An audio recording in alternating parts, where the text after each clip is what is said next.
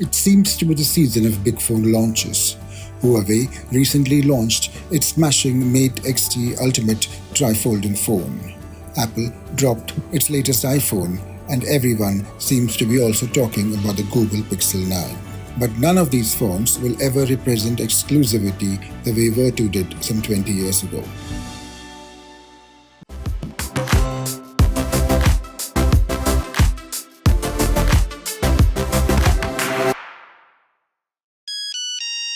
Vertu was owned by Nokia and was often referred to as the jewel in Nokia's crown. Set up in 1998, the Handmade luxury mobile phone company was headquartered in England and made its phones there. Everything from assembly to software installation to design and development was carried out at the single facility in rural Hampshire.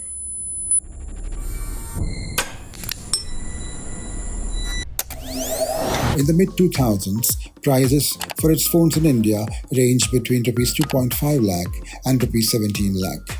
For the record, other high-end phones at the time, such as the Nokia 9500 communicator and the Sony P910i, were priced at around Rs 40,000. Many of the initial Vertu phones were designed by Frank Nuovo, who also had a design at Nokia.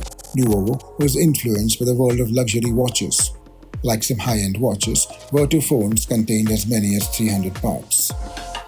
Each phone, made either of stainless steel, gold, platinum or titanium, and at times encrusted with diamonds, was assembled by a single craftsman. Vertu pioneered the use of sapphire glass on phones and employed artisans from the leather, precious metals and polishing industry. To ensure that the keys rocked perfectly when pressed, the keypad on some of its models had keys that pivoted on an independent steel axle that ran between two ruby gemstone bearings. Admirers included Jonathan Ive, the former chief of design at Apple, and Shah Rukh Khan and Karan Johar were patrons of the brand. Among Vertu's biggest USPs was its highly resourceful concierge service that could pull strings and get things done across the world, as long as the requests were legal and fairly reasonable.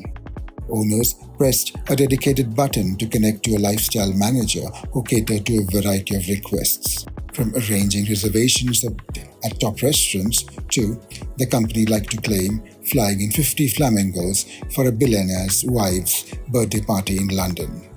The concierge services were available in several languages, from Russian and Mandarin to Japanese and English.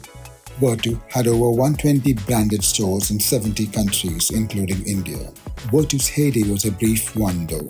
By around 2010, with Samsung and Apple on the ascendant and Nokia under pressure, it was on shaky ground. When Android and iOS rose to global popularity, they just couldn't keep up because originally the phones were on Symbian, which was again a Nokia OS. But when the entire world globally shifted to either an Android or an iOS, they just could not keep up with the rapid pace of development of R&D, and they were reliant on Nokia to a very large extent. So when Nokia, the parent company, started sliding in terms of its earnings and revenues, they had to look at other options to basically just keep them afloat.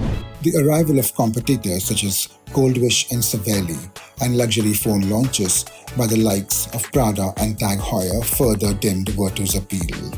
In 2012, Nokia sold Vertu to a Swedish private equity group. Since then, it has endured turbulent times. It is currently owned by a Hong Kong-based company. Its latest Meta Vertu Web3 phone appears to be targeted at ambitious crypto bros and has been called out for the security risks it poses. Clearly, Vertu, in its present form, is a murky shadow of its former self. Between 2002 and 2017, Vertu sold over 500,000 phones. Its best-selling model, designed by Frank Nuovo, was a Constellation, which sold about 100,000 units.